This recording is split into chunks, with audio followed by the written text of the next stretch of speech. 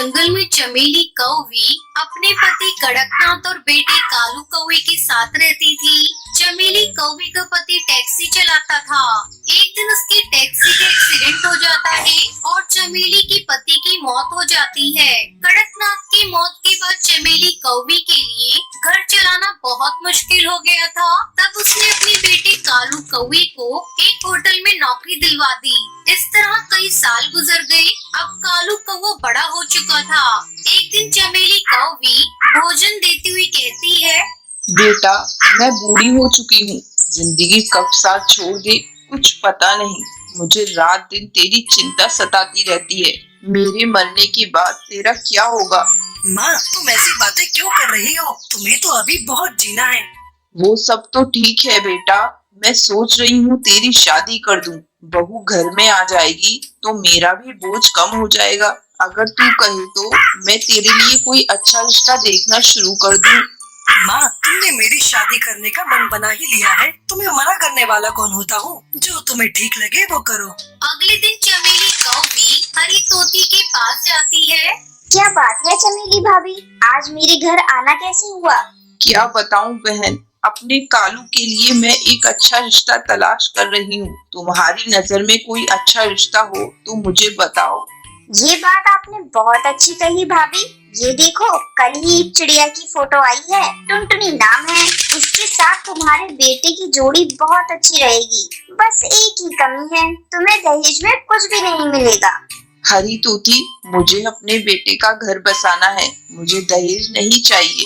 जल्दी टुनटुनी चिड़िया और कालू कौवे की शादी हो जाती है। टुनटुनी चिड़िया खुशी खुशी अपने ससुराल आ जाती है और अपनी सास और पति की सेवा में सारा समय लगा देती है। बहू, थोड़ा अपने ऊपर भी ध्यान दिया कर।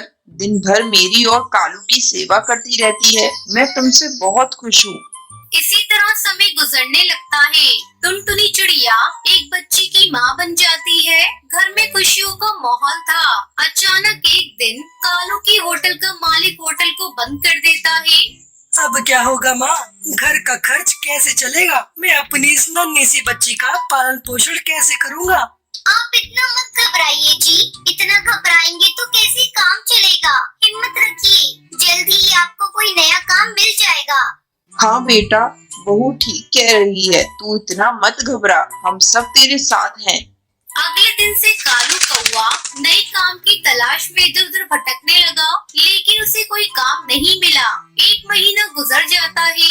घर के सारे पैसे खत्म होने वाले थे। तभी एक दिन टुनटुनी चिड़िया कालू कौवे से कहती है, सुनो जी, अब से तुम्हें काम की तलाश में जाने की कोई जरूरत नहीं। हम अपना खुद का ढाबा खोलेंगे।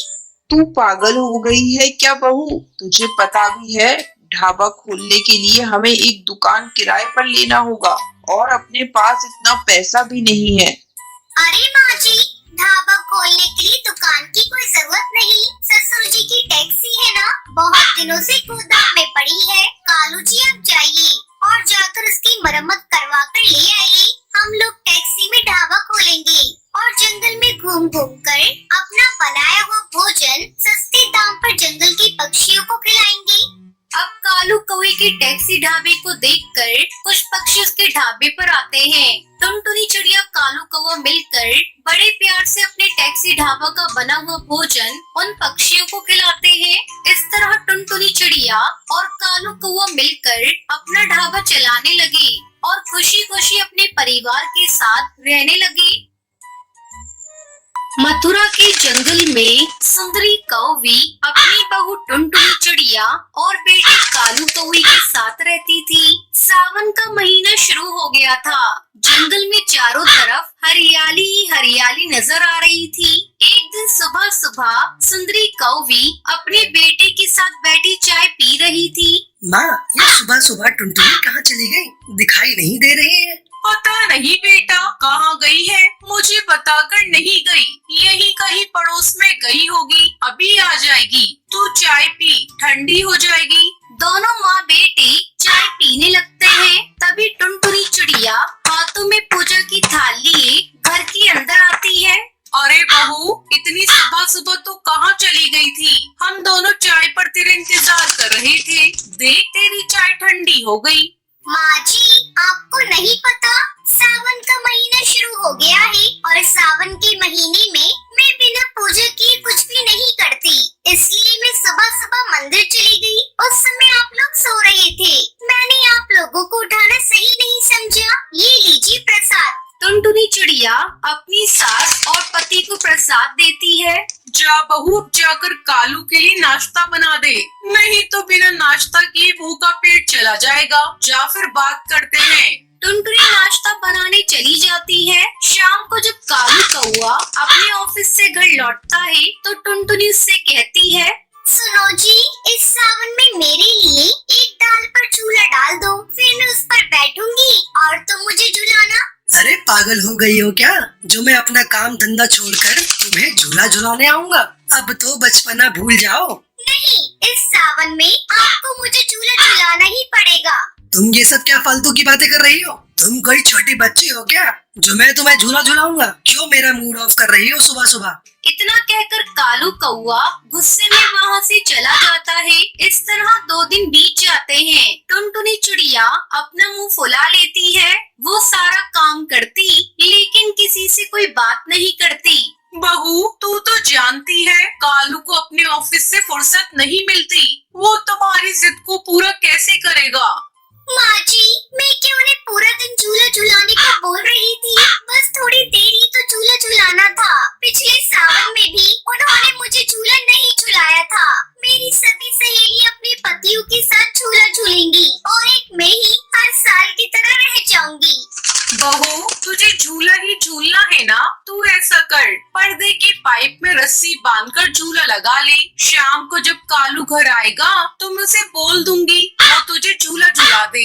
वाह माँ जी, क्या आइडिया दिया है। आपके दिमाग की तो दाद देनी पड़ेगी। मैं अभी जाकर झूला लगाती हूँ। टुनटुनी चिड़िया अपने कमरे के पर्दे वाली पाइप में रस्सी डालकर अपने लिए झूला तैयार कर लेती है। चलो, झूला तो तैयार हो गया। अब मैं इस पर बैठकर देखती हूँ ठीक ठाक बना है ना। जैसे ही टुनटुनी चिड़िया झूले पर बैठती है, झूला टूट जाता है और टुनटुनी चिड़िया धड़ाम से नीचे गिर जाती है। ओए माँ, मैं गिर गई। मेरी कमर टूट गई।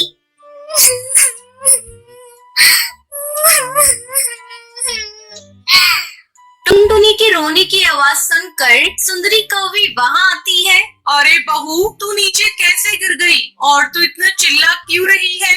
ये देखिए माँ जी, मैंने पर्दे की पाइप में रस्सी बांधकर अपने लिए झूला तैयार किया था, लेकिन जैसे ही मैं उस पर बैठी ये झूला टूट गया और मैं धड़ाम से नीचे गिर गई। मेरी कमर में बहुत तेज चोट लगी है। तभी कालू भी ऑफिस से घर आ जाता है। सुंदरी उसे सारी बात बताती है। टुनटुनी, ऐसा भी कोई करता है? तुम जीती मैं हारा। तुम्हें रविवार को पार्क में झूला झुलाने ले चलूंगा, फिर तुम जितनी मर्जी उतना झूला झूलना। 2 दिन बाद रविवार था। टुनटुनी चिड़िया कालू कौवे के साथ पार्क में झूला झूलने जाती है। वहाँ नीम के पेड़ पर बहुत सारे झूले लगे हुए थे और उन पर पक्षी अपनी अपनी पत्नी को झूला झुला रहे थे। टुनटुनी चिड़िया भी एक झूले पर बैठ जाती है और कालू कौवा उसे झूला झुलाने लगता है। झूला झूलते हुए टुनटुनी चिड़िया बहुत खुश थी। वो काफी देर तक झूला झूलती रहती है। फिर दोनों पति पत्नी घर लौट आते हैं। माँ जी, आज मैं बहुत खुश हूँ। मेरा सावन में झूला झूलने का सपना सच हो गया। अब मैं भी अपनी सहेलियों को फोन पर बताऊंगी कि मेरे पति ने मुझे झूला झुलाया है। माँ जी, अगर आज आप भी पार्क में आई होती तो देखती बहुत सारे पक्षी अपनी पत्नियों को झूला झुला रहे थे। बहू तो खुश है ना? यही मेरे लिए बहुत है। इस तरह सभी खुशी खुशी रहने लगते हैं। अगर आपको ये वीडियो पसंद आई हो तो लाइक और ऐसी